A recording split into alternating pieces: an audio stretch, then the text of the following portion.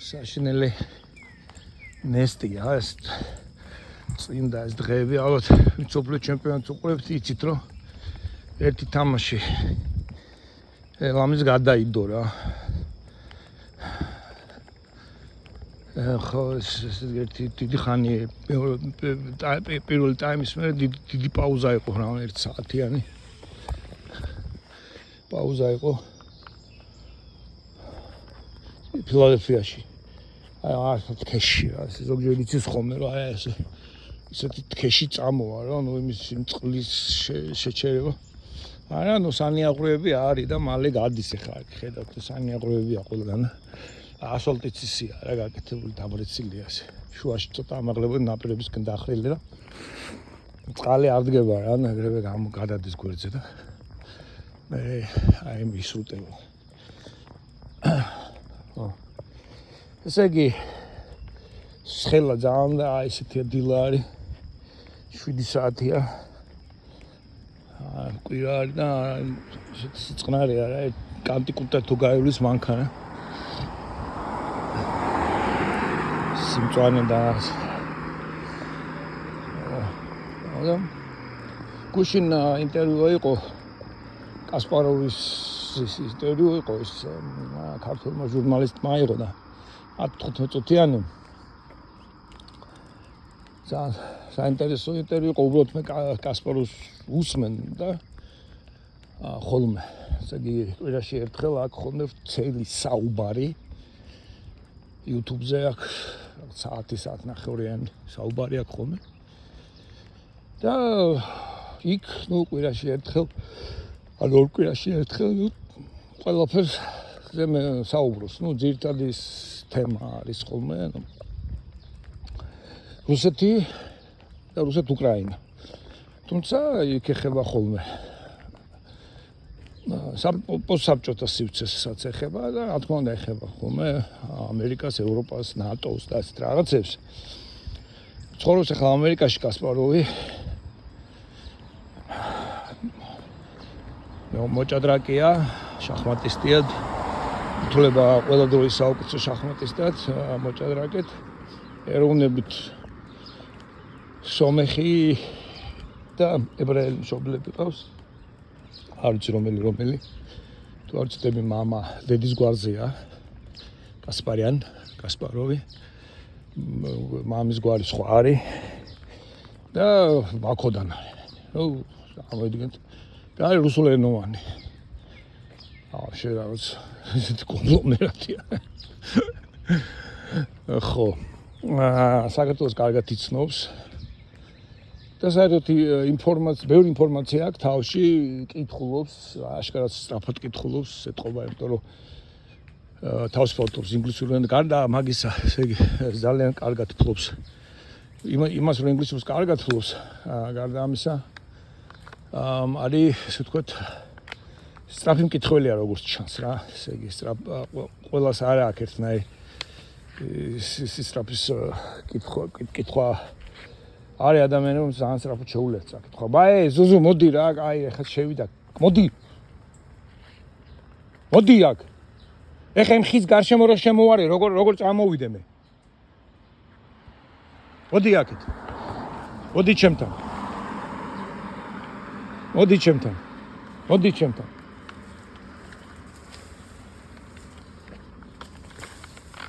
მოდი. Morning.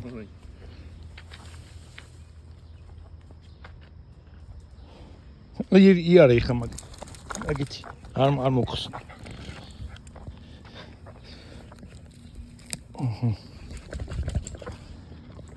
ისინი მეუბნებს ზაზუნები რომ არის პატარა იმეებზე გიждდება თქვა ეგეთება იმ ზაზუნებზე საათობით ზის ხოლმე იმაში რა პირველ სართულზე ეზოში დარბიან ხოლმე რა ფამასთან გაევლიან ხოლმე პანჯარასთან გაერიბიან ხოლმე კარებთან შუშის კარებია ზის აი საათობით ზის და უყურებს ელოდება როდის გაერბენენ რა ეს კაშტერებული ზის და უყურებს რა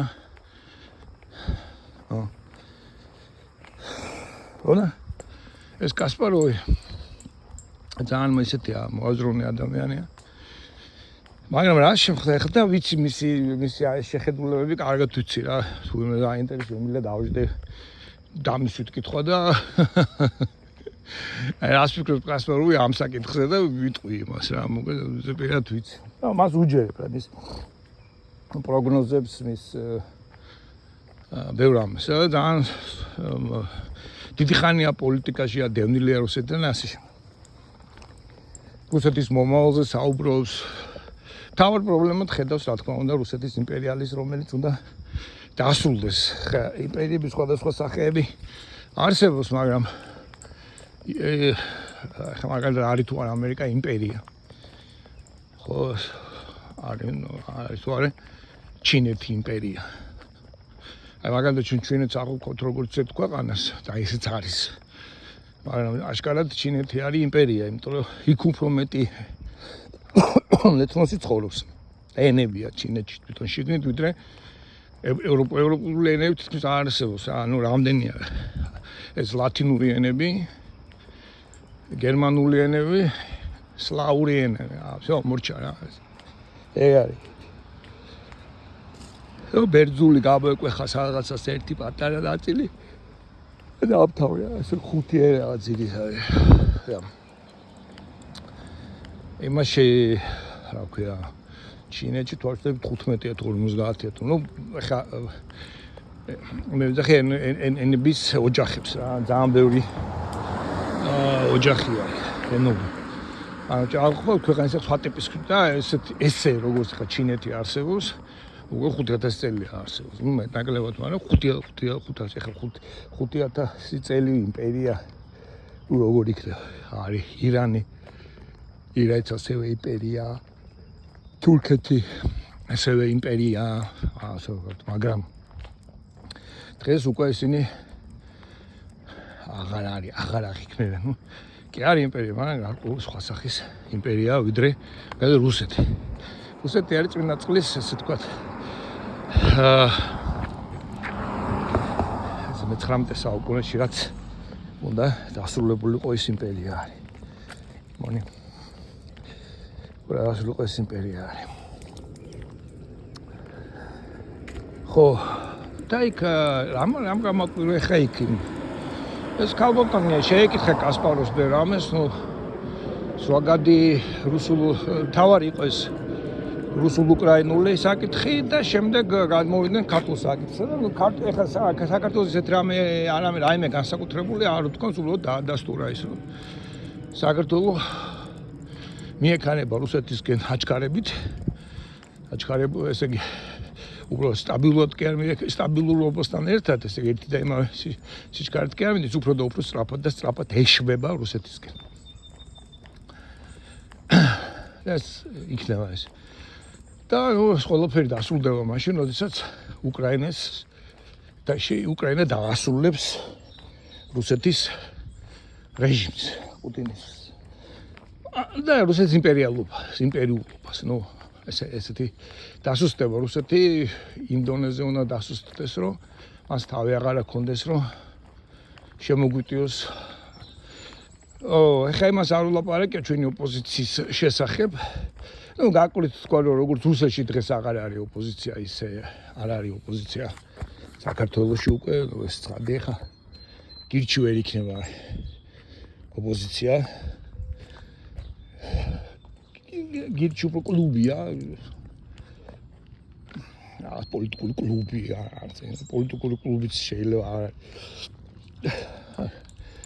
თუდე არ არის პირიქით კარგია მაგრამ უბრალოდ ის რომ ის იყოს ოპოზიცია როგორც ასეთი ახლა 3% აქ 3% რუსები თქვენ ნიაჩომ არაფერზე არ არის 10% მაინც უნდა იყოს ეს 3%-იც არის რაღაცა იმ შემთხვევაში თუ არის ოპოზიცია ზოგადად და იქ მაგალითად ოპოზიციას აქ როგორც 55% ან 58 და პოზიციას 52 ასეთ ვითარებაში 3%-ს შეიძლება გადამწყვეტ მნიშვნელობას ჰქონდეს მაგრამ ოპოზიცია არ არსებობს მაშინ და პოზიციის ხელში არის 97 ნუ შენ 3% ხა ეხლა ხო წარმოგიდგენთ არც კი მიცეს ხა თავისუფლად შეიძლება ოცნებას ხმები რაღაცები მიეცა გირჩისთვის და ნუ პარლამენტში გასა არც კი გააკეთეს არაფერი არ არის ეს ანიუშიაც არ ჩააკეთეს ხო და ნუ ამ შემთხვევაში ერთ-ერთი გამოსავალი უკრაინა მაგრამ ეხლა ვერაზე რამ მიმაქცევინა ამაზე ყურადღება ხო ნუ ორი საკითხი რაც ერთი მაწუხებს მაგრამ მეორე არ მაწუხებს მაგრამ ნუ მაინც ჩვენი ინფანტილურობის და ჩვენი ფანტაზიურობის ამბავია ნუ პრინციპში შესაძლებელი ადამიანი არ მაწუხებს მაგრამ შესაძლებელია ნუ ერთი არის ეს უზნეო პოზიცია რომ უზნეო პოზიციაშიც ვართ ქართველები ველოდებით როდის აი ამ უკრაინულ გენოციდზე და უკრაინის ტკივილიზე ჩვენ ზივართ და ასე გასაგუნა ხელი ესე სახილო გეწובה ხელები მაინც გაითბეო რა და ამ შემთხვევაში სხვისი სახლი იწובה და იმაზე ვითხოვთ ხელებს და თან რაღაც მაგრა გიზგიზი და მიდი კიდე უფრო მაგრა მოდი უკანალიც გავითხოვ ნუ აი ეგეთი არ არის ზნეობრივი საქციელი უზნეობაში აღმოჩით ეს მთლიანად ერი ჩავარდით უზნეობაში ხა კი მოგწმენდეს პირი ბიჭებმა რომელსაც იქ იმომეს მაგრამ ისიც დამთავრდა ხო ვინც ჩასაწერი იყო იქ ჩაეწერა ვინც სამწუხაროდ უნდა მოკვდარიყო მოკვდა ძალიან ცუდია მაგრამ გმირები ეგრეა რა გმირები კვდებიან ომში და მე ასე რა რიზიკდება ჩვენ არ აგმირებს რო არა თვალაჭრებს ხო მაგრამ და ეს ნუ ეს არ არის ნორმალური პოზიცია ამაზე ესე იგი ჩვენ ვერ შევდექით კი რუსეთი გვებრძოდა კი ის კი ეს მაგრამ ნუ ასაგები ჩვენ უზნეობის ბრალიც არა ეხლა რაც შეეხება იმიტომ რომ არჩევანი დავაყენეთ ქართველებმა გრეჩიხასა და მიშას შორის აი ეს იყო არჩევანი აი უბრალოდ ამ არჩევანს ეხლა ვერცეთი საღად მოაზროვნე ადამიანი ვერა იჩევდა აქიდან ნუ ნაკლები უბედურობა უნდა გერჩია რა ეგეთი თარებაში და ამ შემთხვევაში შეშეული ჭირმა ის მან იმუშავა რა ლოგიკამ შეშეული ჭირი და შეუჩოლელ ხინის ამბავში რა ნუ როდესაც ორი უბედურობა რომელ უბედურობასაც მიჩვეული ხარ ოკეი მაშინ ეს იყოს რა ხა წყალში იხშოვი და მე გეუნებიან ამაყა ცეცხლში დაგწოვა წყალში ცოტა რაღაც ცურა ტივტივი ვისაულე რა ხა ცეცხლში აუხრა ხა და ცეცხლის კაფანდრა და ისინი არა მაგრამ ცეცხლგამძრე ოღონდ და ესე მიშა ავირჩეთ და მე ამას ესე ეს მაგრამ ეს არჩევანი ესელო დადგა არჩევანი ეს განსა ლევან ბერძენიშვილი რომ გამოდოდა ჭკუას სასწავლის თელ ახალგაზრდობას საქართველოს ხომ ლექციებს კითხავდა მეც უსმენ და საინტერესო ლაბორატორიებს იქ იმდენი მაინც უნდა მოეხერხებინა თავის პარტიაში რომ უსუფაშვილისნაირი რეგვენები ანა ყოფილიყო ლიდერი ესე იგი რატომ ამბობ გრეჩიხასა და უსუფაშვილს შორის იყო ასე ვთქვათ არჩევანი ვინ დაუდგებოდა კანდიდატად ოპოზიციას მიშას წინააღმდეგ დაერჩეს გრეჩიხა აი მაშინ დამთავრდა ბევრი რამე არ ვიტყვი ხო ნუ კი არ დამთავრდა უკვე დამთავრებული იყო მანამდე მაგრამ იგი უკვე ხელის მოწე მე ამ გზა გაიხსნა უკვე პუტინსაც და გზა გაიხსნა მე უკვე ბიძინასაც ნუ აუქნათ ბიძინა კიდევ ამაში გირჩისოს ვიმეორებ ეს ბიძინა კეთილი დიქტატორია მას კიდევ მეტი უარესი შეუძლია რომ გააკეთოს არ აკეთებს ხო და ეს პრობლემა ესე იგი ჩვენი ერმა შევძელით და ეხლა გარედან გვჭირდება რაღაცა ესეთი ვითარება რომ ამას ანალიზი ჭირდება ახლა ჩვენ რა ვართ ერი ახლა მაგრამ მე მაგდენი არ შემიძლია ამას სპეციალური ჭირდება სოციოლოგები ჭირდება პოლიტოლოგები ჭირდება უკვე მეცნიერული კვლევები ჭირდება რა ჩვენ უხარკაშოხლების თაობა ვართ არაფერი განსაკუთრებით ისტორია არ ვიცით თუ რაღაცა ისტორია უნდა გვესწავლა გარკვეულ ასაკში ისტორია არ გვისწავლია საერთოდ ისტორია არ არის არ ვიცით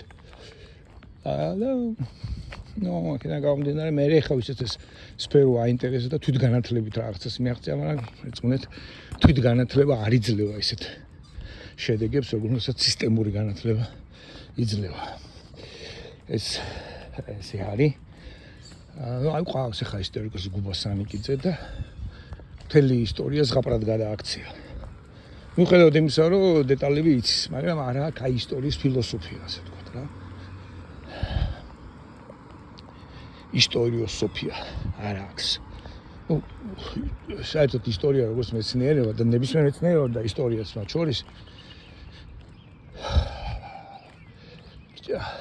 ფილოსოფიის კონტექსტში აღმოცენდა ფილოსოფია კი აღმოცენდა ვიცით რაღაც რომ ბერძნულია სამართალიც აი როგორც ასეთი როგორც ხა ჩვენ გვესმის ესეც აღმოცენებული აქვს ფილოსოფია და შემდეგ არის ყველაფერი დანარჩენი არ იყოს ფილოსოფია ერთადერთი ვისაც შეეძლოს ისტორიული აზროვნება ის იყო მერამ მამრდაშვილიც მინახავს რა რომელსაც შეელო წარსულშიც და მომავალშიც შეეფასებინა და აენახა რაღაც სტრუქტურები აღმოეჩინა და ზუსტად როცა ის ამ სტრუქტურებზე ლაპარაკობდა მას შეეკამათა მეორე ფილოსოფოსი ანთაძე იყო თუ არ ვწდები გვარად აი ცნობილი დებატები იყო როდესაც თქვა ჭეშმარიტება უფრო მაღლაა ვიდრე სამშობლო იქ ეკამათება მას ერთი იყო ცუდეკაცი არ იყო მე ნანობდა რომ მიწა მეჭამა და ზიადის გამსახურდა წინამდე გარწასულიყავ ესე იგი რევოლუციური წასვლა რო იყოს სამოქალაქო აი მან ვერ დაინახა ამან დაინახა მიუხედავად იმისა იმას ჰეგელი ქონდა თარგმნი მაგრამ ვერ დაინახა მამრდაშვილი კიდე სწორედ ჰეგელს აკრიტიკი მიუხედავად იმისა ბევრ ამში ჩანს რომ იცოდა ჰეგელი დისერტაცია პირველი დისერტაცია სწორედ ჰეგელზე აქვს დაცული სადოქტორო და საკანდიდატო თუ არ ვწდები და ეხანდელი სადოქტორო და სწორედ აი ის პერიოდია როდესაც იწყება მისი შემოbrunება ასე ვთქვათ ესე იგი მანამდე ჰეგელს იკვლევს და შემდეგ აი ჰეგელის კვლევას რო დაასრულებს უკვე ხდება მისი შემოbrunება აი მაგაზე შემოbrunება უკვე დიდი გარდატეხა ხდება მის ფილოსოფიაში ფილოსოფიურ მიდგომაში ხო ჩვენ ვერ შევძელით არ ვიცი რატომ რა გვქნის ჩვენ ღერძი რა არის რაზეც ვმაგრდებით თუ შემიძლია ვთქვა ეხლა რელიგიას თავი დაანებოთ აქ შუაში არ არის მართლმადიდებლობა არავინ არ აწარმოა ნორმალურად აგერ რუსეთი თვითონ უკრაინის პრობლემების ბელორუსია მოლდავეთი რუმინეთი სერბეთი და რომელი გინდათ აირჩიეთ აი ესენი აწარმოა მართლმადიდებლობა და ასე რომ მანდამაიც საამაყო და რაღაც ესეთი არა ბაგი არა ესე იგი რა არის და რა თქმა უნდა წვლილი დიდია მართლმადიდებლობის და შესანიშნავი წვლილიც აგებულო ჩვენ მაგალითად ნათარგმნი გვაქვს ქართულად ორი უმთავრესი მე ვიტყოდი უმთავრესი ქრისტიანული და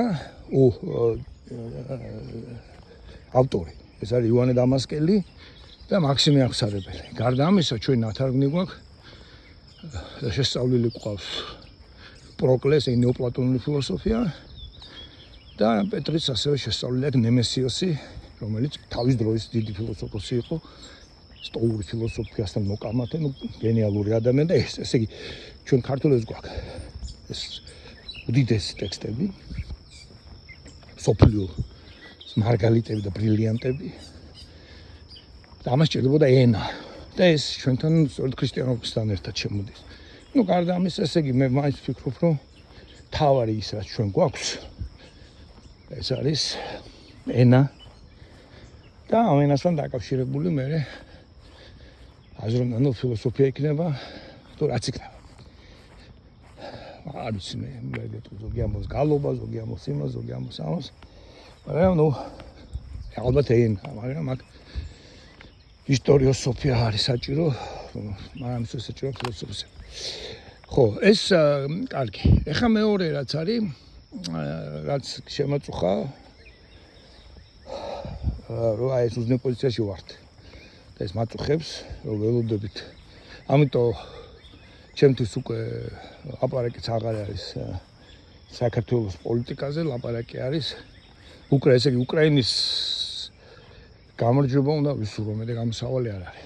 ესე იგი რო ვთქვათ, რომ აი საქართველოს რო იყოს ესეთი რაღაც, აი დამარცხდეს უკრაინა განადგურდეს და ოღონდ საქართველოს გადარჩეს, რაღაც ეს არ მოხდება, მაგრამ აი ესეთი არჩევანიც რო დადგეს, გადარჩეს იმ თვალსაზრისით რა, რომ აი შვიდობა იყოს და რაღაც ერი და აი ზნეობრივად გონები არ უნდა განადგურდეს უკრაინა. ნუ აი ესე. იმიტომ რომ იქ არის სიმართლე და ჩვენთან არ არის სიმართლე. აი ეს არის საშინელება რომელიც შემდგომში აღმოჩნდით რა. ხო, მეორე არის ის რომ კითხვა არ დაუსვა კასპაროვს არც აზერბაიჯანსა და არც სომხეთსა და არც თურქეთს. ესე იგი ჩვენთვის ალტერნატივა ირანზეც კი არ დაუსვამს კითხვა.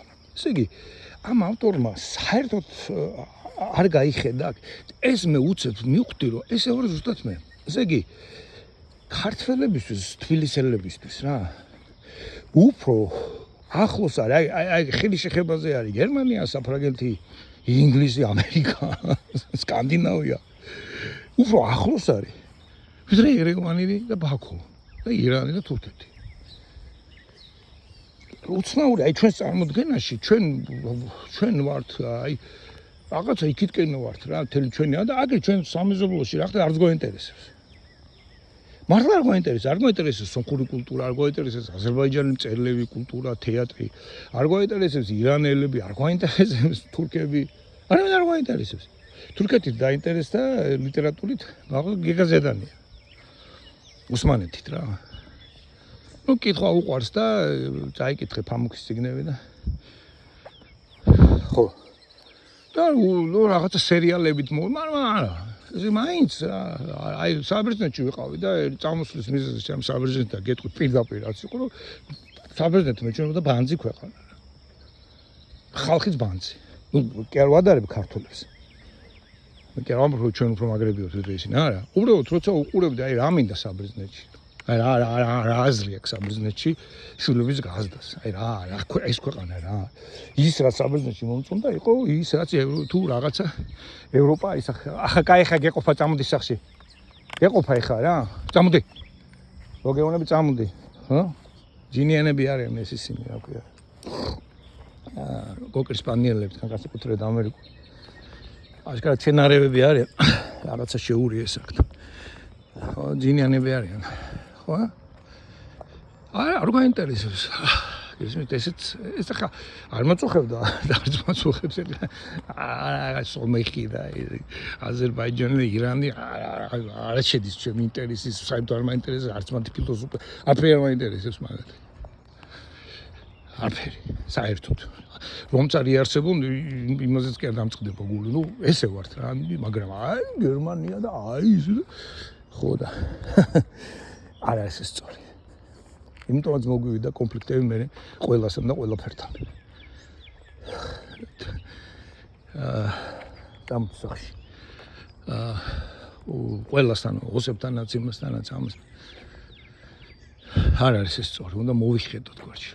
აი ამ გოგოს კითხვაც კი არ დაუსვა მათ შესახებ. აი რა პერსპექტივები გველოდება გარდა უკრაინისა ჩვენ აი რო პირისპირ აღმოჩნდეთ რუსეთთან, აი იმ შემთხვევაშიც კი რუსეთი რო დამარცხდებს. და რუსეთს ყოველთვის ექნება ძალა იმისა, რომ დრონები შემოგვისიოს და გადაგვიაროს. აი როგორ შეგვიძლია ჩვენ თავი დავიცოთ ამისგან. ესე იგი რა არის კიდე ამის შემოკლება? წამოდი ზუზუ, წამოდი სახში, წამო. რა არის ამის შესაძლებელი? და არც კი იმდენად ჩვენ გონებაში იგნორირებას უკეთებთ აღმოსავლეთს და იმდენად იგნორირებას უკეთებთ აი ამ ყველაფერს რომ ამ გოგოს არ მომიდა თავში და მეც არ მომდის თავში ესეთი რამ პატა ზაქარიაშვილი ამოსხმა რაღაცებს. Холод.